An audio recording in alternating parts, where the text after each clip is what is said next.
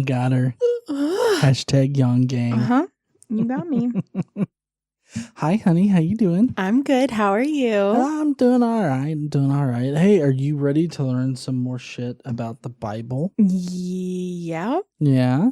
You're going to teach it to me? Okay. We're laying out all the rules and regulations of the Second Temple Judaism shit. Because, it wasn't clear the first time, or, it wasn't right the first time, so he's making changes, or... Oh, well, I think the problem was the first time they didn't lay it out with the bronze man's dick. And so this time they used the bronze man's dick. And I think they got everything right. You'd think that God would be able to get all that right the first time. I mean... you think with all-knowing and all that other kind of shit, he would know the right things to do first time. You would think that he would know that, hey, I'm going to lay out all these rules, but you're not really going to follow them, so what the fuck is the point? And then go back to the drawing board. You would think that he would have done that, but nope. But the rules should have been perfect the first time because God's perfect, right? Well, yeah. I'm not saying anything about how the humans would or wouldn't follow it. I'm just saying the rules shouldn't need to change. No. Nothing should need to change because the first time it should have been perfect. Right? Yeah, well, I mean, I also don't see why an incorporeal supernatural being needs a palace in the first place, but, here we are. I don't have anything for that. Okay. I'm going to respond. All right. Well, last time, we used the bronze dude's dick to measure out all of the different measurements for this new temple. Right.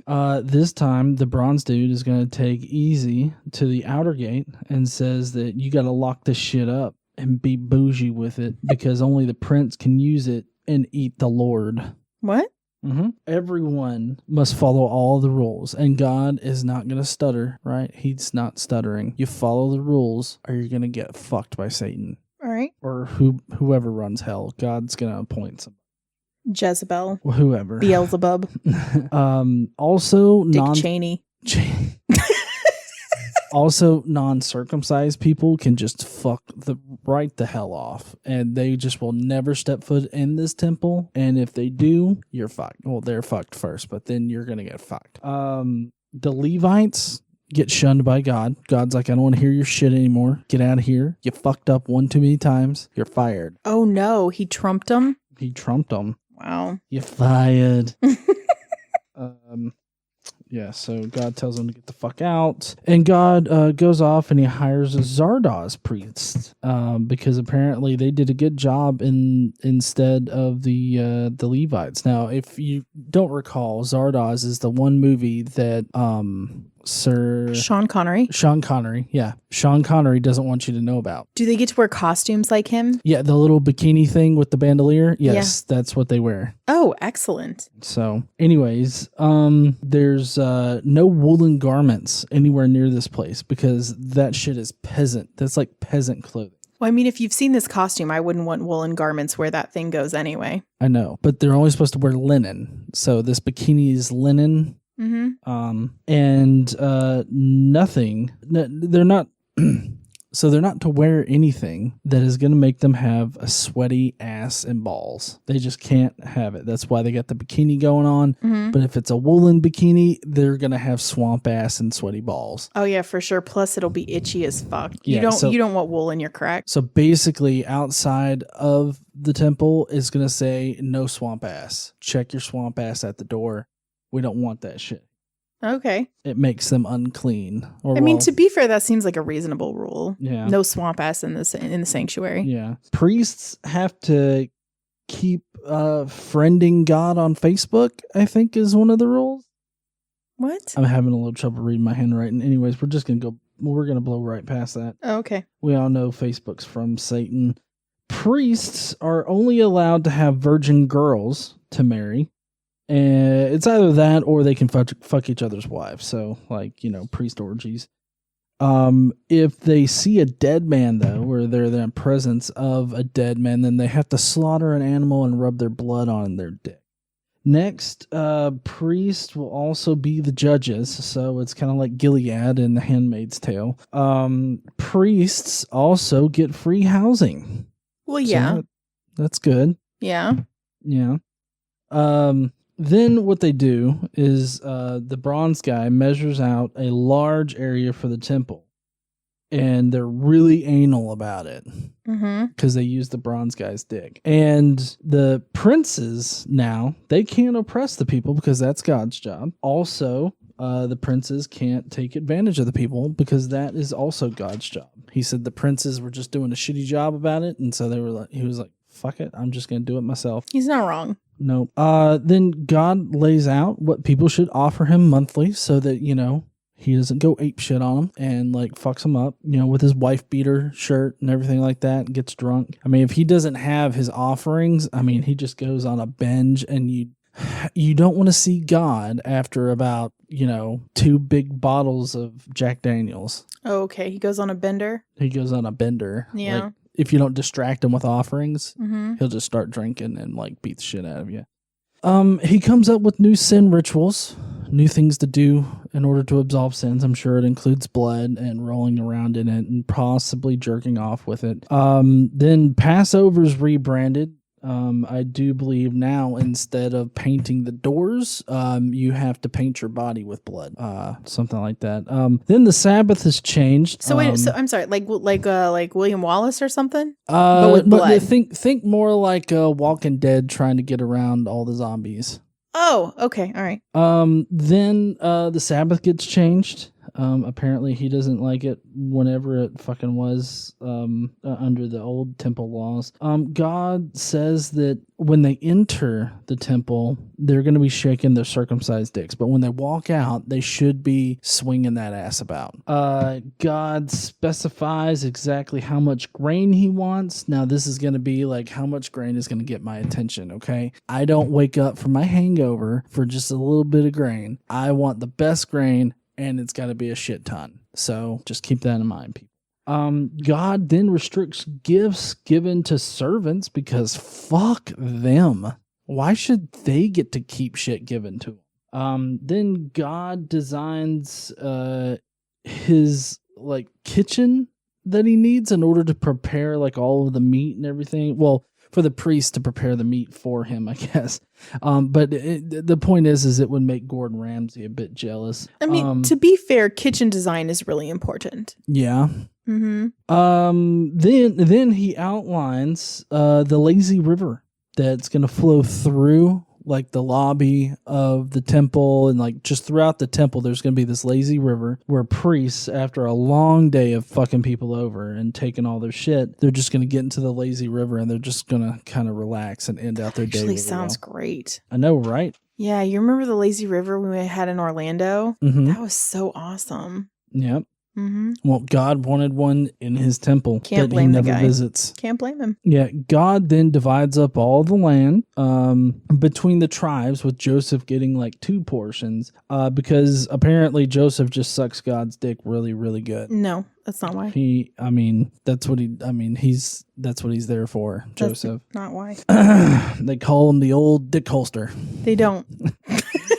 That's not a thing. Also, surprisingly, I bet you guys didn't know this, but God says that extraterrestrials also get a fair share of shit. So, keep that in mind. Aliens even get shit too. God then goes through all of the tribes, measuring shit out. And he measures everything with the bronze dude's dick. And then he explains how the gates work, like getting into the place, because apparently it's complicated for Easy and the Israelites, most likely because they're dumb fucks. And then he names the city Dickhead. No, he doesn't name the city that. I thought he named it after himself. He didn't. I mean, okay. He does.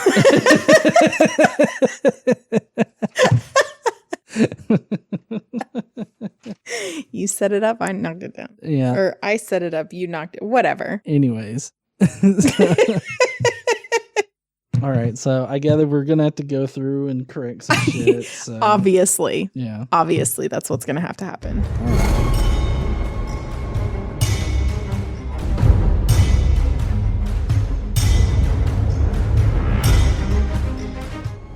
What's up, heathens? How y'all doing? How you doing, hun? I'm all right. I'm making it. Yeah, my chair is about to explode. I feel like it's like ticking down and it's making this sound, and It has done that ever since you changed that barrel thing. yeah, I know. It probably just doesn't like it's probably not going to get into place, but it works. Mm-hmm. Also, I think another thing that it does is like if I don't sit in it, then like the seat starts raising up, and so I have to I have to lower it. So I mean that's a good. I don't know. For me, that's a good problem. I mean, that's the opposite problem you had before because it would just go to the floor when you sit in it. I'd rather move it down than like have to continuously move it up. Yeah. Yeah. I just always sit on it at the lowest level because I'm short as hell. Mm-hmm. So I don't really care. I don't need an adjustable chair. All right. Well, we got a lot to get through today. We do. We do have a lot. I'm not going to have too much to say because, this is a lot like the meticulous measurements of God. It's just meticulous rule making for this bougie dickhead. And so I'll interject a little bit here and there where I feel like it needs it. You need to just break up the monotony and save me for a minute. Yeah. Yeah. Are you ready though? Yeah. Okay, so we're going to be going through Ezekiel 44 through 48, and that may not seem like it's a lot, but it is. So we're just going to jump right into it. Last time we had some already of how the temple is going to be designed and everything, and we left off with the dedication of the altar. So now that the altar is done and dedicated, the man, which is the bronze guy from the last episode, you guys really need to go back. If you're watching this one and you didn't see the previous episode to this, you need to check that out because that starts this whole second temple vision thing, right? Yeah, it sets up the bronze man. I mean, yeah. And why we say that it measures his dick. Yes. All that would make sense with the previous episode in tow. Yeah. So then the man, the bronze guy, brought me back out to the outer gate of the sanctuary, the one facing east, and it was shut. The Lord said to me, "This gate is to remain shut. It must not be opened. No one may enter through it. It is to remain shut because the Lord, the God of Israel, has entered through it. The prince himself is the only one who may sit inside the gateway to eat in the presence of the Lord. He is to enter by the way of the portico of the gateway and go out the same way." So no one's allowed to go in the same door God went in. Obviously. I mean, why would God want anybody to follow him anywhere he goes? So that whole entrance was built just for him for that one time going in. And then it's going to remain shut for eternity. Okay? Okay. Then the man brought me by the way of the north gate to the front of the temple. I looked and saw the glory of the Lord filling the temple of the Lord, and I fell face down. Right? That's the way. Face down, ass up. The Lord said to me, "Son of man, look carefully, listen closely, and give attention to everything I tell you concerning all the regulations and instructions regarding the temple of the Lord," because all of this, just so y'all know, is incredibly important shit, okay? And you're going to find out as we go through it how critical all of these things are to the survival of man, okay? Okay. "Give attention to the entrance to the temple and all the exits of the sanctuary. Say to rebellious Israel, this is what the sovereign Lord says. Enough of your detestable practices, people of Israel. In addition to all your other detestable practices, you brought foreigners uncircumcised in heart and flesh into my sanctuary, desecrating my temple while you offered me food, fat, and blood, and you broke my covenant. Instead of carrying out your duty in regard to my holy things, you put others in charge of my sanctuary. This is what the sovereign Lord says. No foreigner uncircumcised in heart and flesh is to enter my sanctuary, not even the foreigners who live among the Israelites." So clearly this is very important, that if you are a foreigner, if you do not have a cut dick or circumcised heart, that you are not allowed to be in the sanctuary. And where he's mad about how you left others in charge of my sanctuary, that's directed straight at the Levites, right? He's pissed as hell at them. They get demoted. Actually, we're going to move into that right now. The Levites who went far from me when Israel went astray and who wandered from me after their idols must bear the consequences of their sin. They must serve in my sanctuary, having charge of the gates of the temple and serving in it. They may slaughter the burnt offerings and sacrifices for the people and stand before the people and serve them. But because they served them in the presence of their idols and made the people of Israel fall into sin, therefore I have sworn with uplifted hand that they must bear the consequences of their sin, declares the sovereign Lord. Lord. They are not to come near to serve me as priests, or come near any of my holy things or my most holy offerings. They must bear the shame of their detestable practices, and I will appoint them to guard the temple for all the work that is to be done in it. This to me just screams, I know you've seen it, Mean Girls, yep. Regina. You can't sit with us. That's what this, or it's not Regina who says that. It's the brown-haired girl, right? You can't sit with us. Isn't that the brown-haired girl that says it? I think. I can't remember her name. Anyway. I can't remember. It makes right me now. think of that. You can't sit with us. I don't God's want to pissed. admit I've seen that movie. What? What did you say? I said I don't want to admit that I've seen that movie. Oh, okay. All right, cool. I was going to say, wait a minute. What, you haven't seen that movie? Oh, you're going to make me watch it now? I mean, I would. Yeah. All right. I'll make you watch Dune. Well, I mean, I already planned to watch Dune with you. Oh, I'll make you watch another movie that you won't want to watch. I mean, that happens all the time. I don't know how this is different than any other fucking Tuesday. Fuck. Okay.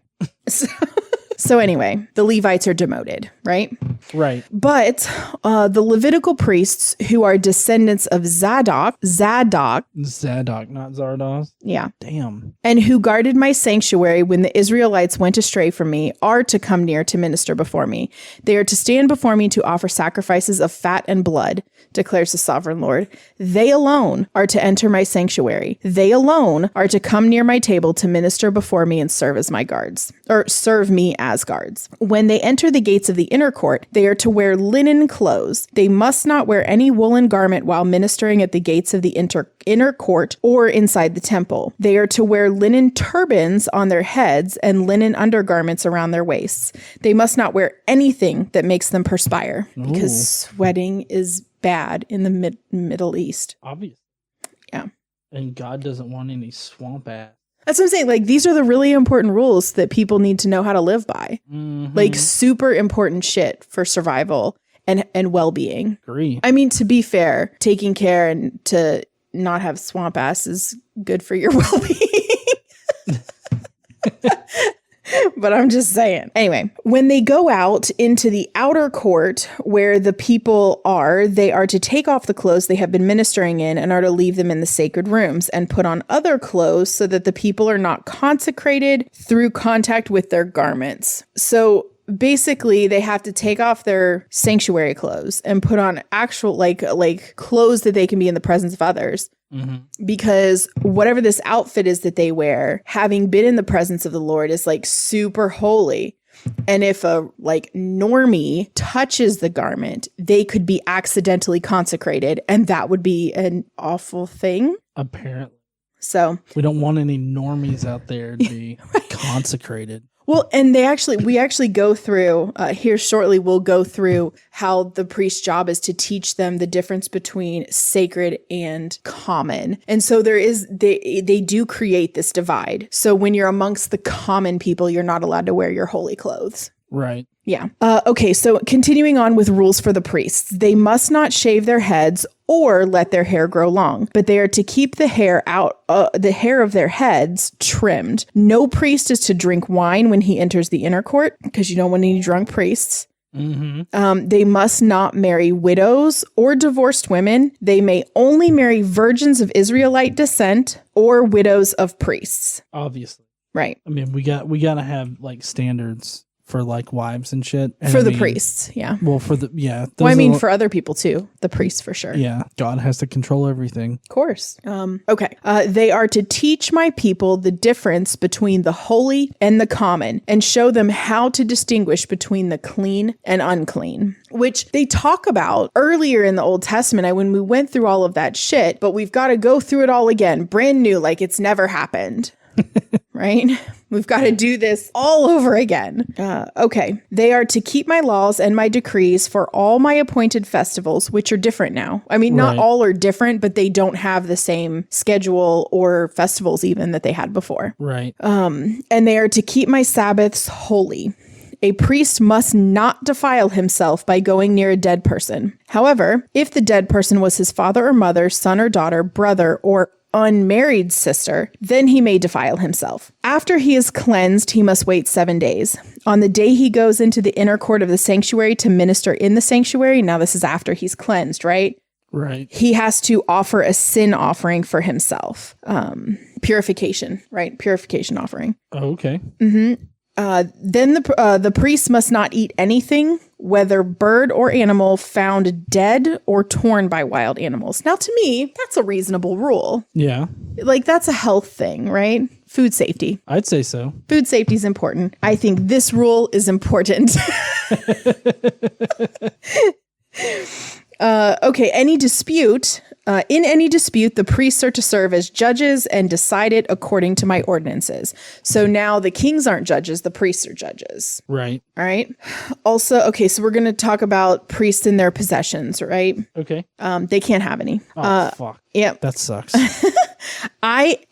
God, this is God talking. I am to be the only inheritance the priests have. You are to give them no possession in Israel. I will be their possession. But it sounds bad, right? It sounds terrible. Like, okay, you're going to make these people take care of your shit and then they're not going to be allowed to fucking have anything. No, they just can't own anything, but they get the best of everything. You ready? The very best. The very best. They will eat the grain offerings, the sin offerings, and the guilt offerings, and everything in Israel devoted to the Lord will belong to them. Okay. Okay. The best of all the first fruits and all your special gifts will belong to the priests. You are to give them the first portion of your ground meal so that a blessing may rest on your household. So while they are not allowed to technically own anything, they don't get part of the inheritance of like the Israelite inheritance from God, right? They inherit the land and everything in it. Right. They don't get a portion of that. Oh, okay. But the people, everything that they devote to God, the priests get. So it's really not that bad. Oh, okay. Yeah. I mean, honestly, this entire thing kind of seems like the priests are making the rules just so that people will give them shit for free. It's kind of like why money ain't free? Why don't you just give it to me? Yeah, I mean, that's pretty much what the priests are saying. It's like, why money ain't free? You could just give it to me. I mean, just give me all your shit. Well, I mean, in the priest's case, it is free. Yeah. So, I mean, they get everything that anybody offers. Everything goes to them. Mm-hmm. So, I mean, this is the priest's answer to the song, is what I'm saying. Yeah. Yeah. Like, they do give it to me. They do give me all this shit. I get to eat the best foods, all the freshest foods. Everything. I always have meat and grain and oil and, produce. I always have it available to me. I don't have to pay for it. I don't have to pay for a place to live. I mean, this is like the life, right? I think so. So, because everybody else has to work for the shit they have, but the priests, no, they just get it. It's just given to them. Mm-hmm. Okay. It does sound like that, though. It does sound like the people in power here. Mm-hmm. A lot of times the people in governmental type power are also the people in power of the church. Right. That's very common. So, but people who have some power are saying, well, you can get blessings will rest on your household if you give us the first and best of all of your things. Obviously. And it's not just one time. We're going to create festivals and a holy day that you have to do it so we get refreshments every fucking week, at least, right? Yep. So, I mean, it kind of sounds like if I was making the rules, this is what I would do. So this is what we're going to tell them. And then we're going to tell them some God is going to bless them. And I mean, that's one of the reasons why it's so hard for me to believe in deities, and is because it is so obvious to me that religions were built upon people who were trying to get shit from other people. They were trying to control behavior. Mm-hmm. They were trying to obtain goods and wealth. And the way that they did that was by telling the people, well, if you don't do this God, who we can't prove is there, will fuck you up. Yeah. And the only people who get to sit and eat with and see this God are us, because you're common and we're super holy. Like, there's just, I don't know. I mean, to me, it's all so convenient. Mm-hmm. It definitely is convenient. And I mean, I don't know. This is kind of one of those situations like, what do you mean an insurrection? I didn't advocate one. Oh, but we have this video of you here setting it all up, laying it out, saying you were meeting at the White House and everything. It's like, I don't know. It was Antifa. But I mean, if you study religion from just like world religions, from like a sociological and historical perspective, it seems clear that there's things that they all have in common as to like what was going on in that particular area of the world where it started, what was going on at the time, what the people needed. It just, there are commonalities that seem to link them and, well, at least link development and how they happened and why they happened. Okay. And so that's one of the reasons why they're difficult for me to, I'm not really sure what would convince me that any of it is real, because to me, there are so many things that are completely obvious that religion is a human made up thing and that gods are not real. Like, it's just so obvious to me. Mm-hmm. And so I'm not sure what would convince me otherwise. Yeah. Certainly not this book. Definitely not this book. Because this book absolutely convinces me that this God is not real. Yeah. And this religion is completely made up by people trying to control people. Couldn't agree more. People ask you, what made you an atheist? I have never really been a strong believer, but I was raised Catholic and Southern Baptist, which seems like a weird mix, and it is. It's kind of a long story. Anyway, but reading the Bible and learning about other religions from a secular standpoint, in an educational environment, it solidified to me that I don't believe any of it from a faith perspective. Yeah, I mean, I can't.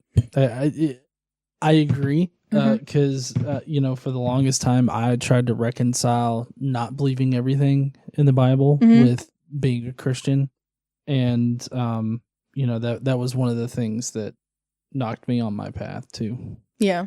Mm-hmm. Okay, you ready to continue? Who am I ever? We've made it through 44. You ready for 45? Oh God. I told you this one is kind of long. This is hefty. Yeah.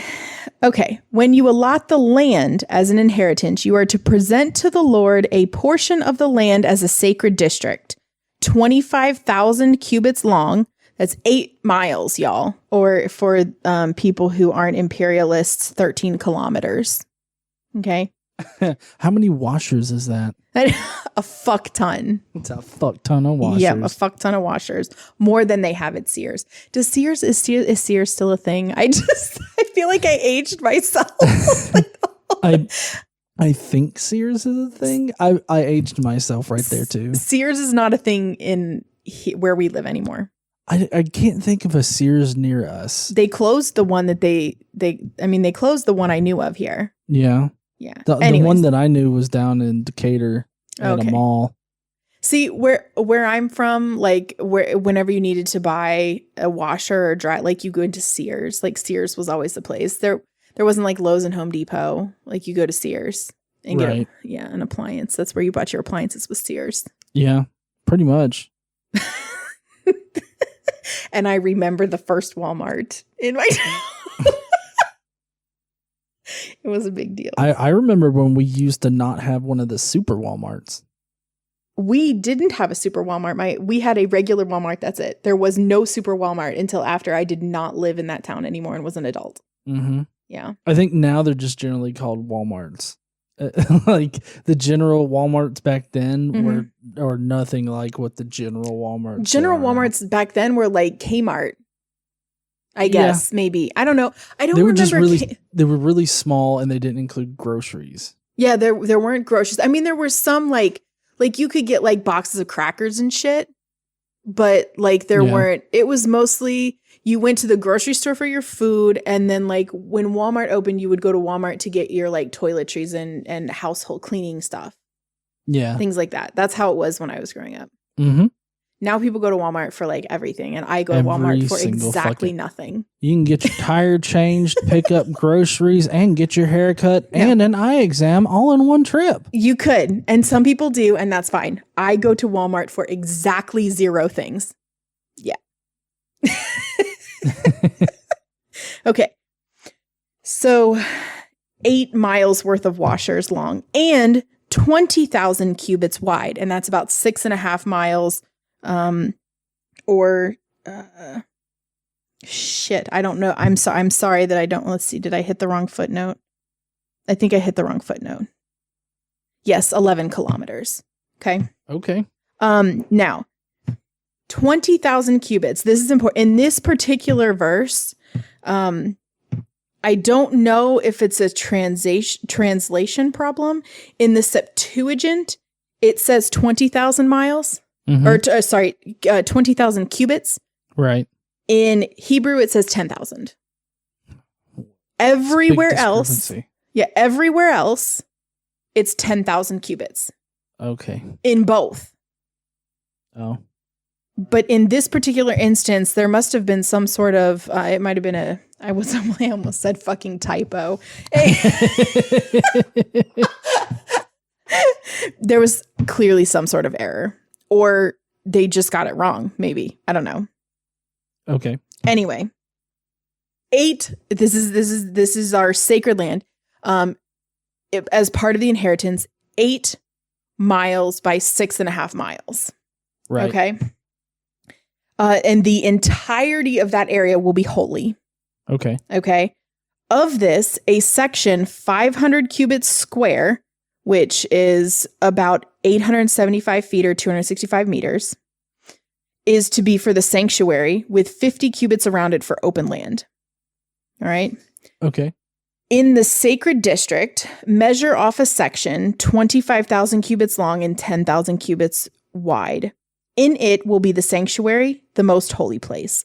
It will be the sacred portion of the land for the priests who minister in the sanctuary and who draw near to minister before the Lord, which, keep in mind, now only not Zardoz. I cannot believe it. Zadok.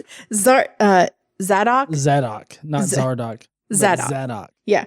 So just say Sean Connery. No. Which is only for the Zadok portion of the Levite now. Yeah. Mm-hmm. Okay. It will be a place for their houses as well as a holy place for the sanctuary. An area 25,000 cubits long and 10,000 cubits wide will belong to the Levites who serve in the temple as their possession for towns to live in. So now the Levites are going to get the same portion, right? Right. For their homes and stuff. Because they work at the temple. They work in the temple, just not in the sanctuary. Right. So they don't get land near, but the Zadoks do. Okay. Because they actually, they eat lunch with God. So they have to be close. God's special ones. Yeah.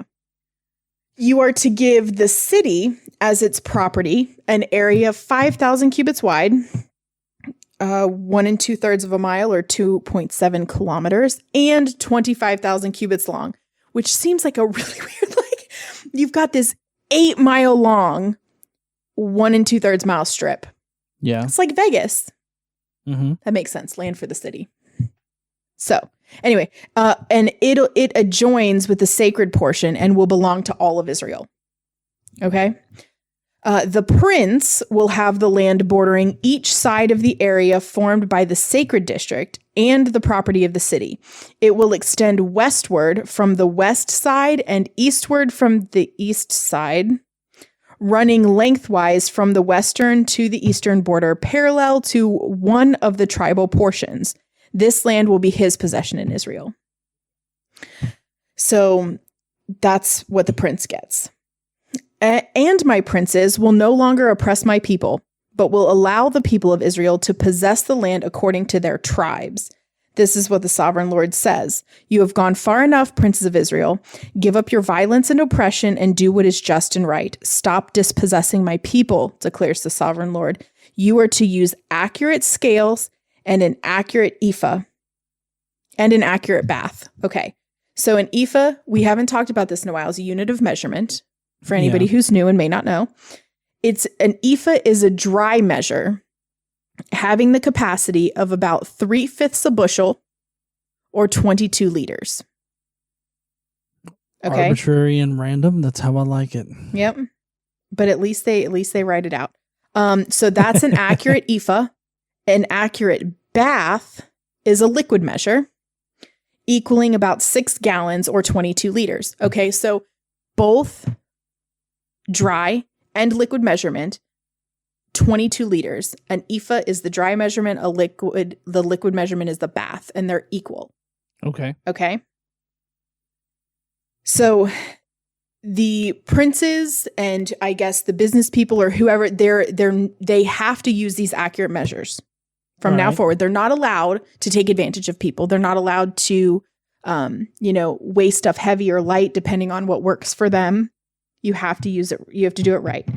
The ephah and the bath are to be the same size. The bath containing 1/10 of a homer and the ephah containing 1/10 of a homer.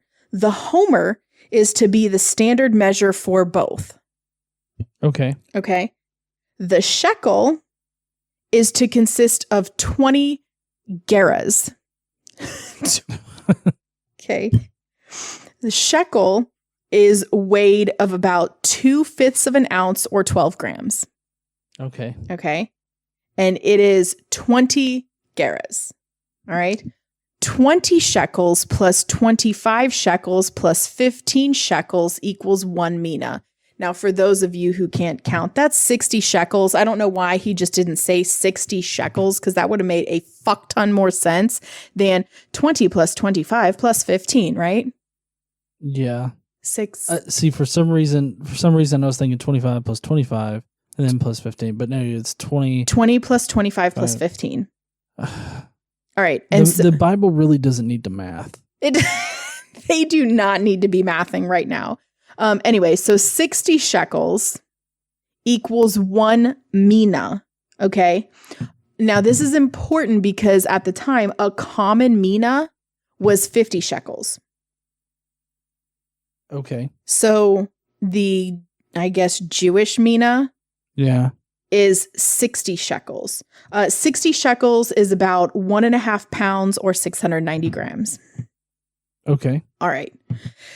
So now that we have that covered, we can start telling people what their offering requirements are. Okay. Because that mattered for telling people what they have to offer. All right. Okay. So this is the special gift you are to offer. 1/6 of an ephah from each homer of wheat and 1/6 of an ephah from each homer of barley. The prescribed portion of olive oil measured by the bath is 1/10 of a bath from each core. A core consists of 10 baths or 1 homer, for 10 baths are equivalent to a homer. Okay, hold on. Like, I know that I've mentioned this before. Uh-huh. Why is this in the Bible? Like, I feel like this is appendix material. Like, if you were writing something, it's like, see appendix 23A. For weights and measures. For the weights and measures of everything. Like, it feels like this doesn't need to be like we don't need to know this in order to understand God's message. Like, this is all superfluous shit. And it obviously doesn't stay. I mean, the last time none of this stayed. This time none of it's going to stay because Jesus is going to come back and wipe his ass with it. So, but I mean, it stays for the Jews. I mean, sort of, not really. But what I don't understand either. But imagine being Ezekiel. So, like, imagine Ezekiel's a real fucking person. Okay. Imagine being Ezekiel and you're having this vision and God is telling you all of this shit. And like how important it is that you remember and tell everybody else. Like maybe you can give me like a guide or something. Because if he's having a vision, my assumption is he wouldn't be currently writing it down. But right. I guess he could be simultaneously having a vision and writing it down. Mm-hmm. But if he's not, then he just has to remember. And this is like a lot. I agree. Yeah. It is a lot. And this is one vision. Mm-hmm. This is a very detailed dream. True story. Like I've had some realistic dreams before, but I've never woken up and be like, and been like, this is how many shekels are in a bath. That's not a thing. Shekels in a mina. Yeah. You know, that just sounds like a Pornhub description. I don't know. Anyway, That's what they're supposed to add. And then, we have an explanation of a core and a homer, and what that is. So we know now how much the offerings from people, the special gifts, we know what they're supposed to offer. Also, 1 sheep is to be taken from every flock of 200 from the well-watered pastures of Israel. These will be used for the grain offerings, burnt offerings, and fellowship offerings to make atonement for the people, declares the sovereign Lord. All the people of the land will be required to give this special offering to the Prince of Israel. Okay. So for every 200 sheep you have to give one, and you have to pick the best one, and it can't be defective, right? Right. Okay. So the prince's role in the offerings, it will be the duty of the prince to provide the burnt offerings, grain offerings, and drink offerings at the festivals, the new moons, and the Sabbaths at all appointed festivals of Israel. He will provide the sin offerings, grain offerings, burnt offerings, and fellowship offerings to make atonement for the Israelites. So the people give it to the prince, and then the prince has to offer it at the festivals and new moons and Sabbaths. Yeah, I doubt that like Sunday school teachers go over this shit. They should. how meticulous God was. There would be far fewer believers if they did.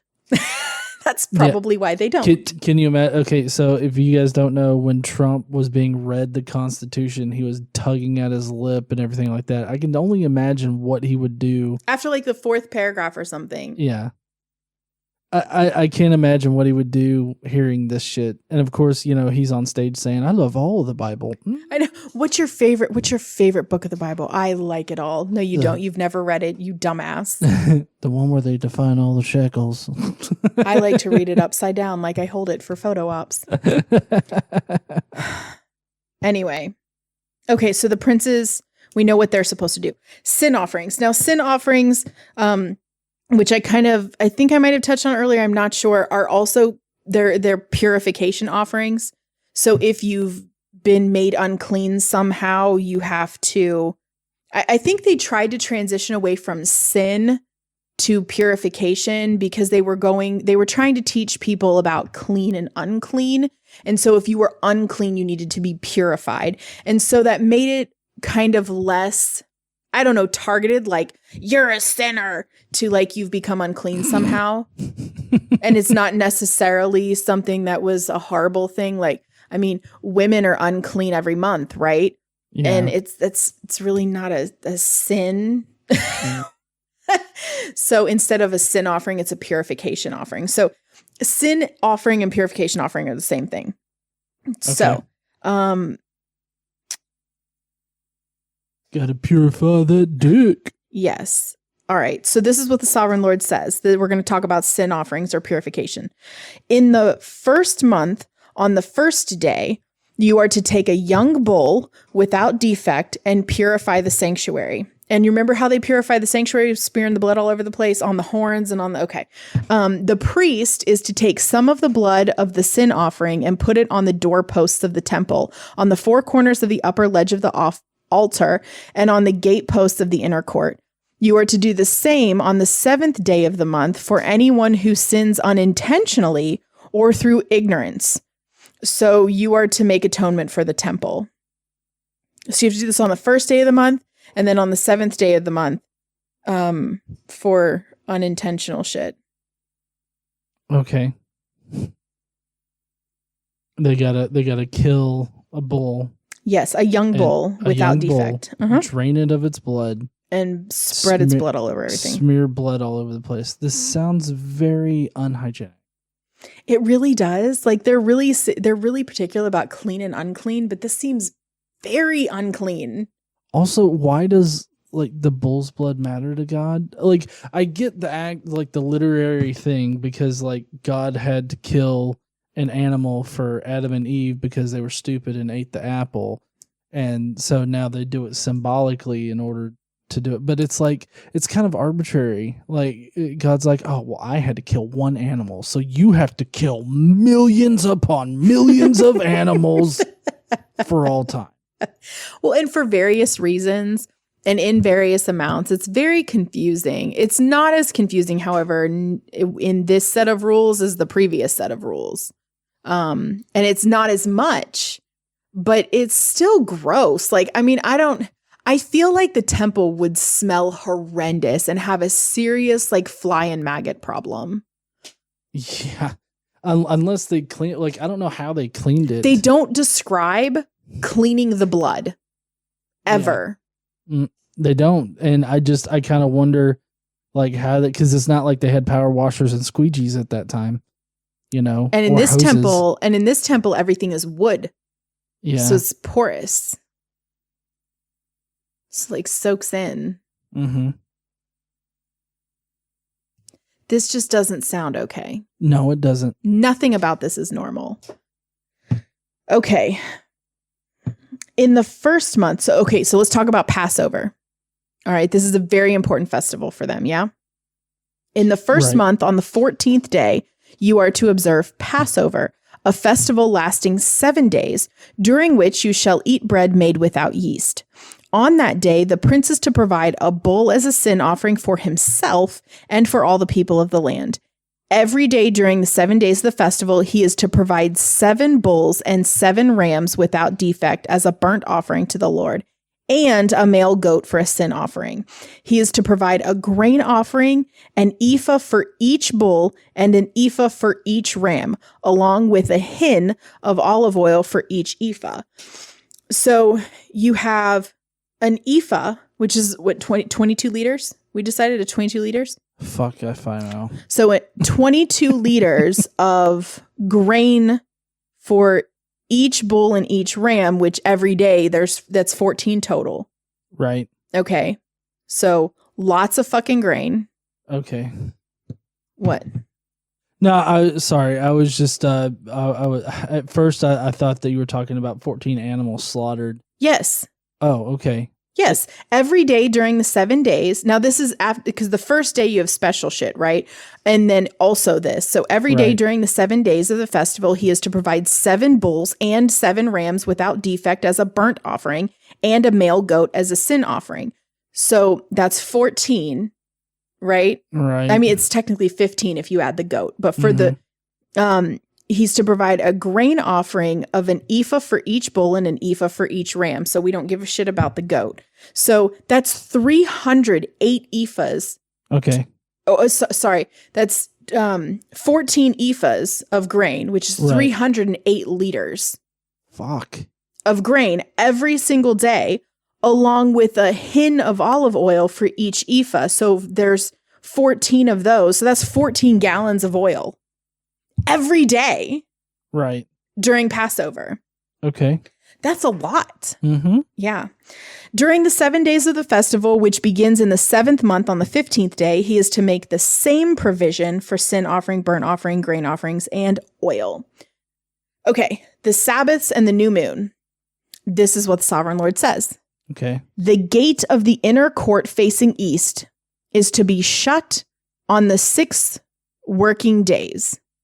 But on the Sabbath day and on the day of the new moon, it is to be opened. The prince is to enter from the outside through the portico of the gateway and stand by the gatepost. The priests are to sacrifice his burnt offering and fellowship offerings. He is to bow down and worship at the threshold of the gateway and then go out, but the gate will not be shut until evening. On the Sabbaths and new moons, the people of the land are to worship in the presence of the Lord at the entrance of that gateway. The burnt offering the prince brings to the Lord on the Sabbath day is to be 6 male lambs and a ram, all without defect. Okay. So they have to slaughter these 7 animals every Sabbath. All right. 6 lambs, right? 6 male lambs and a ram. Okay. The grain offering given with the ram is to be an ephah, and the grain offering with the lambs is to be as much as he pleases, along with a hin of oil for each ephah. Okay, so they have some flexibility there. On the day of the new moon, he is to offer a young bull, 6 lambs, and a ram, all without defect. He is to provide as a grain offering 1 ephah with the bull, 1 ephah with the ram, and with the lambs as much as he wants to give, along with a hin of oil for each ephah. When the prince enters, he is to go in through the portico of the gateway, and he is to come out the same way. which is interesting. The prince goes in and comes out the same way. Right. Okay. Not so for everyone else. And this is super important. Okay. When the people of the land come before the Lord at the appointed festivals, whoever enters by the north gate to worship is to go out the south gate, and whoever enters by the south gate is to go out the north gate. No one is to return through the gate by which they entered, but each is to go out the opposite gate. The prince is to be among them, going in when they go in and going out when they go out. This seems to be some really controlling shit. Like, you walk into a room and you need to do a jig and then you can, start doing whatever. It seems arbitrary and pointless, I guess is my point. Well, I mean, it's interesting to me how important it's important enough for him to put in their holy scripture that they have to go out the opposite door they came in. Right. I don't know why this is important, but it is. Maybe for traffic flow. Yeah. I don't know. Anyway, let's continue. At the feasts and the appointed festivals, the grain offering is to be an ephah with a bull, an ephah with a ram, and with the lambs as much as he pleases, along with a hin of oil for each ephah. When the prince provides a free will offering to the Lord, whether a burnt offering or fellowship offerings, at the gate facing east is to be opened for him. He shall offer his burnt offering or his fellowship offerings as he does on the Sabbath day. Then he shall go out, and after he goes out, the gate will be shut. All, again, very important procedural guidelines. Obviously. Yeah.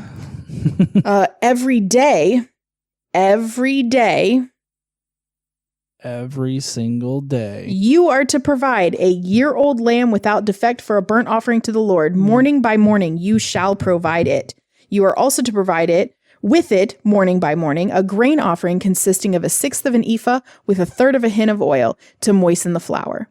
The presenting of this grain offering to the Lord is a lasting ordinance. So the lamb and the grain offering and the oil shall be provided morning by morning for a regular burnt offering. Now, this is how the priests get food every day. Apparently. That's a lot. That's 365 1-year-old lambs. Every year. Every year. The fuck? Like, where do they get all these lambs from? I mean, they breed them. They're shepherds. Well, yeah, I understand that, but I don't know. It just seems like a lot. It is a lot. It's absolutely ridiculous. It's just ridiculous. Okay. Well, let's move on from that to something a little bit different. We're going to talk about the prince's sons and inheritance. Okay. Yeah, we're not even close. We're still on 46. Oh, god damn. I know, it's ridiculous. This is so long. I'm so sorry. I can stop, explaining if you want.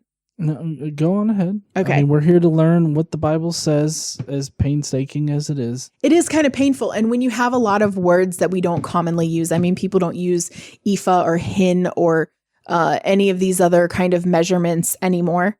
And so, at least not that I'm aware of. I don't know if they're still actually used in other cultures, but generally speaking, I don't believe that most people use these type of measurements. I think it's worthwhile to at least understand what we're talking about so you can get kind of an idea of the scale. Okay. This is what the sovereign Lord says. If the prince makes a gift from his inheritance to one of his sons, it will also belong to his descendants. It is to be their property by inheritance. So they're setting up the idea that inheritance is super important. You give inheritance to your son, they give it to their son, and so on and so on. Okay. If, however, he makes a gift from his inheritance to one of his servants, the servant may keep it until the year of freedom, then it will revert to the prince. So a prince they can give a gift, but it's just temporary. It's like, I don't know. I feel like that's a little ridiculous. And for any of you who may not recall or may not have been around for this time or just may not remember, the year of freedom is servants, Israelites may be kept as slaves by other Israelites, indentured servants, but only for 7 years. On the 7th year, they have to be released and been forgiven of their debt or whatever it is that caused them to come work for you, Right. Yeah. Supposedly. So that's on every 7th year is the year of freedom. And they call it that because that's when all of them are released. Okay. Okay. So, but when they're released, the property has to revert back to. So if they were given like a parcel of land to live on, they have to give it back. It reverts back to them. Okay. His inheritance belongs to his sons only. It is theirs. The prince must not take any of the inheritance of the people, driving them off of their property. He is to give it to his sons, their inheritance out of his own property, so that none of my people will be separated from their property. So basically, it's their inheritance forever. Right. Mm-hmm. Okay. Okay. Then the man, the bronze dude, brought me, Ezekiel, through the entrance at the side of the gate to the sacred rooms facing the north, which belonged to the priests, and showed me a place at the western end. He said to me, "This is the place where the priests are to cook the guilt offering and the sin offering, and bake the grain offering to avoid bringing them into the outer court and consecrating the people." So again, this is your special place where you cook the shit for God so that people might not accidentally be consecrated by its holiness. Right. Because you don't want to consecrate normies. Mm-hmm. Okay. Fuck them people. Yeah. He then brought me to the outer court and led me around its 4 corners. I saw in each corner another court. In the 4 corners of the outer court were enclosed courts, 40 cubits long and 30 cubits wide. And let's see. Does it tell me how long that is? Because I'm not a cubit translator. 70 feet long and 53 feet wide, or 21 meters long and 16 meters wide. Okay, so that's how big your space is. And that's at the end of each of these courts. Okay. Each of the courts in the 4 corners was the same size. Around the inside of each of the 4 courts was a ledge of stone with places for fire built all around under the ledge. He said to me, "These are the kitchens where those who minister at the temple are to cook the sacrifices of the people." So there's your kitchens. And Gordon Ramsay would definitely be a bit jealous over these kitchens. Do you think? I don't think so. I don't know. I could see God standing in the kitchen being like, "Are you adult? You donut." What is this? An idiot sandwich? Now go fuck off and die. Is what that would be God. Yeah. Gordon. Yeah. The man, Gordon Ramsay would just be, "Now you fuck off." That's not good. The man brought me back to the entrance to the temple, and I saw water coming out from under the threshold of the temple toward the east, for the temple faced the east. The water was coming down from under the south side of the temple, south of the altar. He then brought me out through the north gate and led me around the outside to the outer gate facing east, and the water was trickling from the south side. As the man went eastward with a measuring line in his hand, he measured off 1,000 cubits. Okay, so that's 1,700 feet or 530 meters. And then led me through water that was ankle deep. Okay, So about 1,700 feet from the temple, he was in water ankle deep. He measured off another 1,000 cubits and led me through water that was knee deep. He measured off another 1,000 and led me through water that was up to the waist. He measured off another 1,000, but now it was a river that I could not cross because the water had risen and was deep enough to swim in, a river that no one could cross. I mean, if you swam. Apparently he doesn't know how to swim. Fucking dumbass. He asked me. Sorry. He asked me, "Son of man, do you see this?" He then led me back to the bank of the river. When I arrived there, I saw a great number of trees on each side of the river. He said to me, "This water flows toward the eastern region and goes down into the Araba." And Araba is the Jordan Valley, just to give you an idea, where it enters the Dead Sea. When it empties into the sea, the salty water there becomes fresh. Swarms of living creatures will live wherever the river flows. There will be large numbers of fish because this water flows there and makes the salt water fresh. So where the river flows, everything will live. Fishermen will stand along the shore from En Gedi to En Eglaim. there will be places for spreading nets. The fish will be of many kinds, like the fish of the Mediterranean Sea. But the swamps and marshes will not become fresh. They will be left for salt. Fruit trees of all kinds will grow on both banks of the river. Their leaves will not wither, nor will their fruit fail. Every month they will bear fruit because the water from the sanctuary flows to them. Their fruit will serve for food and their leaves for healing. So he's saying there will be like magical trees because the water flows from the temple. Right. And these fruit trees will produce every single month, all year round, and their leaves will have healing properties. Okay. So magic shit. Yeah, okay. Totally magical. Yeah. This is what the sovereign Lord says. These are the boundaries of the land that you will divide among the 12 tribes of Israel as their inheritance, with 2 portions for Joseph. Now, I just need to stop real quick. The whole Joseph thing is set up in Genesis, I want to say 48. I'm not 100% sure, so if I'm wrong, fine. I'm sure you'll leave it in the comments if I'm wrong. It's back in Genesis. Joseph's sons, Joseph's firstborn son, Reuben, gave up his inheritance, right? He gave up his birthright. And so Joseph's house, instead of Joseph's house being one tribe of Israel through Reuben, it's 2 tribes of Israel through his other 2 sons, Manasseh and Ephraim. Yeah. That sounds right. Yeah. So that's why Joseph technically gets 2 portions, but they're still just 2 of the 12 tribes of Israel. Right. Okay. I just wanted to explain that real quick because I could see people being like, well, why the hell does Joseph get 2 portions? Who the fuck is this guy? Yeah. Does he just suck God's dick really well? No, it was set up back in Genesis. Okay.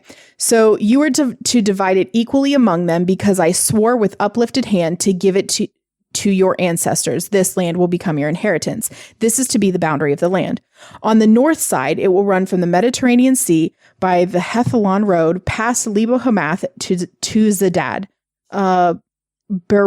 Berotha, and Sibraim, which lies on the border between Damascus and Hamath, as far as Hazar Hattikon, which is on the border of Haran. None of this makes any sense to like anybody. I mean, it doesn't make sense to me. I can't make heads or tail of it. I just know apparently Hodor from Game of Thrones got a lake named after him or something. Yeah. Megan and Dr. Josh know. The boundary will extend from the sea to Hazar Enan along the northern border of Damascus, with the border of Hamath to the north. This will be the northern boundary. On the east side, the boundary will run between Haran and Damascus along the Jordan between Gilead and the land of Israel to the Dead Sea and as far as Tamar. This will be the eastern boundary. On the south side, it will run from Tamar as far as the waters of Meribah Kadesh, then along the Wadi of Egypt into the Mediterranean Sea. This will be the southern boundary. On the west side, the Mediterranean Sea will be the boundary to a point opposite Lebo Hamath. This will be the western boundary. That was all super important. You are to distribute this land amongst yourselves according to the tribes of Israel. You are to allot it as an inheritance for yourselves and for the foreigners residing among you and who have children. You are to consider them as native-born Israelites. Along with you, they are to be allotted an inheritance among the tribes of Israel. In whatever tribe a foreigner resides, there you are to give them their inheritance, says the sovereign Lord. So, take care of the immigrants that live amongst you. So says God. Oh, immigrants, not extraterrestrials. Got it. Well, I mean, it's the inheritance of aliens. Oh, okay. That's what the section's called, inheritance of aliens. Right. That's how you got there. But yeah, it's foreigners among you. Which could include aliens. They'd be foreigners. I mean, the ancient aliens dude says they were there. Yeah. So they probably were. Seems legit. It's on the History Channel, right? Well, yeah, if it's on the History Channel, it's absolutely real history, right? No. Okay. These are the tribes listed by name.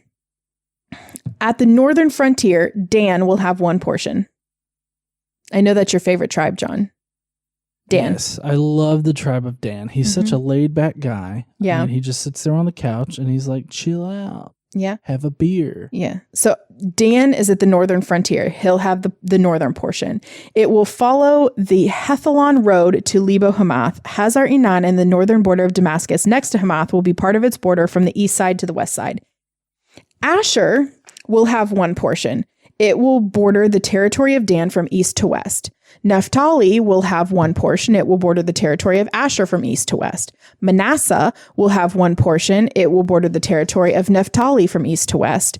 Ephraim, Manasseh and Ephraim, Joseph's portions, right, will have one portion. It will border the territory of Manasseh from east to west. Reuben will have one portion. It will border the territory of Ephraim from east to west.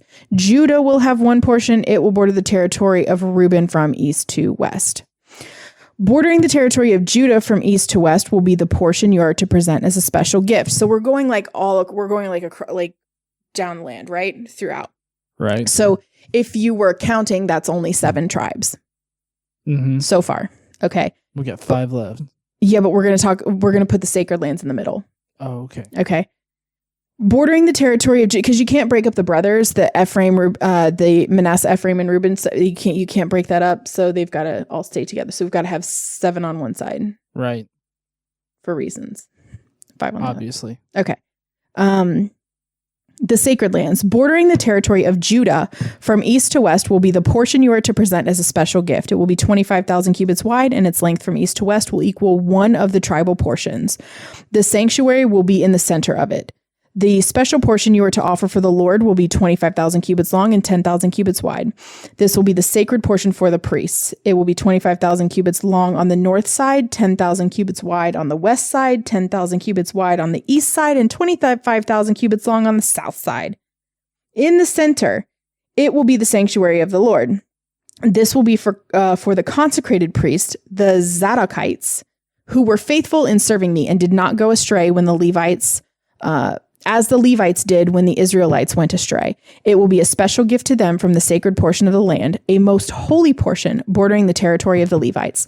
Alongside the territory of the priests, the Levites will have an allotment of 25,000 cubits long and 10,000 cubits wide. Its total length will be 25,000 cubits and its width 10 cubits. They must not sell or exchange any of it. This is the best land, and they must not pass it into other hands because it is holy to the Lord. I always knew Sean Connery was going to get treated special. Okay, so the remaining area, 5,000 cubits wide and 25,000 cubits long, will be for the common use of the city, for houses and for pasture land. The city will be in the center of it and will have these measurements. The north side, 45,000 cubits. The south side, 4,500 cubits. The north side, the south side, 4,500 cubits, the east side, 4,500 cubits, and the west side, 4,500 cubits. I don't know why we had to go through all of it like that.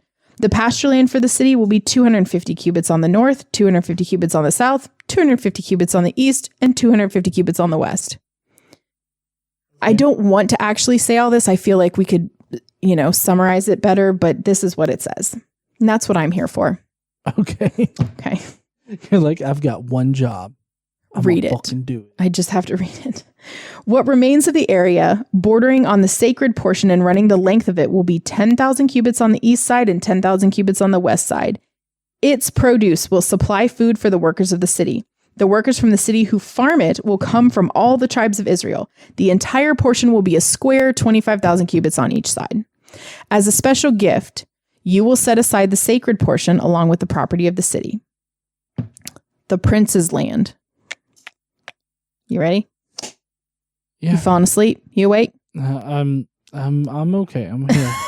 You getting peckish? Need a snack? I am getting a little hungry here. I'm starting to think about dinner. Yeah. Well, let's get this finished. We're in 48, so we're getting there. We're in chapter 48. Oh, finally. What remains on both sides of the area formed by the sacred portion and the property of the city will belong to the prince. It will extend eastward from the 25,000 cubits of the sacred portion to the eastern border and westward from the 25,000 cubits to the western border. Both these areas running the length of the tribal portions will belong to the prince, and the sacred portion with the temple sanctuary will be in the center of them. So, the property of the Levites and the property of the city will lie in the center of the area that belongs to the prince. The area belonging to the prince will lie between the border of Judah and the border of Benjamin. Okay. Now that we've got all of this land settled, common land, holy land, prince land, all of that shit, Yeah. we've got the remainder of the tribes to go. You ready? Okay. As for the rest of the tribes, Benjamin will have one portion. It will extend from the east side to the west side. Simeon will have one portion. It will border the territory of Benjamin from east to west. Issachar will have one portion. It will border the territory of Simeon from east to west. Zebulun will have one portion. It will border the territory of Issachar from the east to the west. And Gad will have one portion. It will border from the territory of Zebulun from east to west. The southern boundary of Gad will run south from Tamar to the waters of Meribah Kadesh, and then along the Wadi of Egypt to the Mediterranean Sea. This is the land you are to allot as an inheritance to the tribes of Israel, and these will be their portions, declares the sovereign Lord. Okay. We're not done, though. Oh, fuck me. Almost. We've just got a little bit left. Let's talk real quick about the city gates, because this is super important. Okay. Okay. These will be the exits of the city, beginning on the north side, which is 4,500 cubits long. The gates of the city will be named after the tribes of Israel. The 3 gates on the north will be the gates of Reuben, the gate of Judah, and the gate of Levi. On the east side, which is 4,500 cubits long, will be 3 gates, the gates of Joseph, the gates of Benjamin, and Dan. On the south side, which measures 4,500 cubits, will be 3 gates, the gate of Simeon, the gate of Issachar, and the gate of Zebulun. On the west side, which is 4,500 cubits long, will be 3 gates, the gates of Gad, Asher, and Naphtali. Oh, okay. Okay, so around the city, all the gates, there's 3 on each side named after the tribes. 12 tribes. Okay. Okay? The total circumference, the distance all around, will be 18,000 cubits. That's about 6 miles. Which seems strange because there's so much more land inside that. In like order when you to measure it get, down. in order to get like a proper understanding of how big that is, I need to see how many washrooms are in a mile. Are you actually typing that? What are you doing? Yeah. Yeah, it's not giving it's not giving I'm sure it's not, anything. because that's like a South thing. And Google lives in Chicago. Yeah. Mm-hmm. All right. This is the last thing. Okay. Okay. And the name of the city from that time on will be Dickhead. The Lord is There. I don't see a difference in what we said. That's the name of the city. The Lord is There. How is that a name? Like that's a description. Like that's a statement. That's not a name. I don't know. They could do they play the acronym game and name it like TLIT. Tlit. That sounds dirty. It does. What does God have? A tlit. Don't touch his tlit. It's sensitive. It's got blood everywhere. Oh man. All right. Anyway, we made it, guys. Made it through it. Yeah. Y'all. Sorry. I should refrain from using guys in my vernacular. Yeah. Hmm? Y'all. I like using y'all. Me too. Okay. So that's it for today. Next time on the Bible. Oh, no more meticulous measurements, please. Well, so what we're going to do is we're going to talk about the end of Ezekiel's ministry. Oh, fuck. Okay. Thank God. Does he go out in a blaze of glory? I mean, we're going to talk about it. We're going to figure out what happens to him. After the temple, the giant temple vision, right? His great temple vision. It's 2 years again before Ezekiel hears the word of the Lord again. Okay. Oh, wow. So we're going to talk about this. We're going to talk about the siege of Tyre and his future role.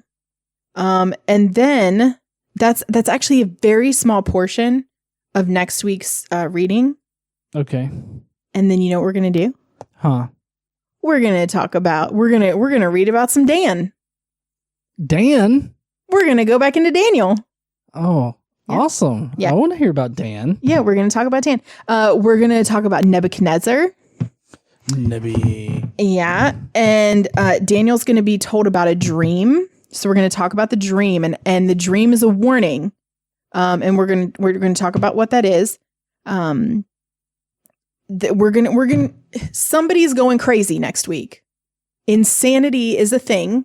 Mm-hmm. And we're going to talk about it next week. But don't worry, because sanity will be restored. And then, of course, we're going to have praise to the true God. Okay? Oh, okay. But wait, there's more. We're going to jump out of Daniel and into Jeremiah. And we're going to learn about the end of Jeremiah's ministry. So next week, we're going to have the end of Ezekiel's ministry. Mm-hmm. We're going to learn about a little bit of shit that happens in Daniel. And then the end of Jeremiah's ministry. Okay. Can you believe that? We've kind of made it. Yeah. Then after that, we're going to go into Job, but not next week. That'll be Job? Mhm. Oh, Job is where God really fucks with him. Next week we're gonna do that. Then the following week we're gonna jump into Job. Okay. All right. So exciting. This is getting exciting. Yeah. All right. Well, if you guys want to, hear about the end of Ezekiel's ministry and hear a little bit more about Dan and everything, I guess you'll have to tune in on those respective weeks. Mm-hmm. And I guess that we will see you heathens later. Don't forget to go down below, leave us a comment, what you think about today's podcast. We know that it was incredibly long. I'm so sorry. I fell asleep a couple times. I understand. But this is the Bible's fault. Okay. Casey just makes it entertaining. I mean, I mean, how entertaining is it if you're falling asleep? I try, but I think it's important. I mean, we could just talk about it. We could summarize and just talk about it, but I think it's important to read the words. Mm-hmm. You know what I mean? I think it's important to actually read it, because atheists get accused all the time of not knowing what's in the Bible and having not read the Bible. And if you would just read the Bible, then you would believe. Well, we do. We do read the Bible. And for, I don't want to say most of us, but for a lot of people, reading the Bible is kind of what led you out. Yeah. And hey, while you're down there leaving us those comments and thoughts about the podcast, why don't you smash that like button and the subscribe button if you're not already subscribed. And as always, make sure to stand up and use your voice. Bye, heathens. Bye, y'all.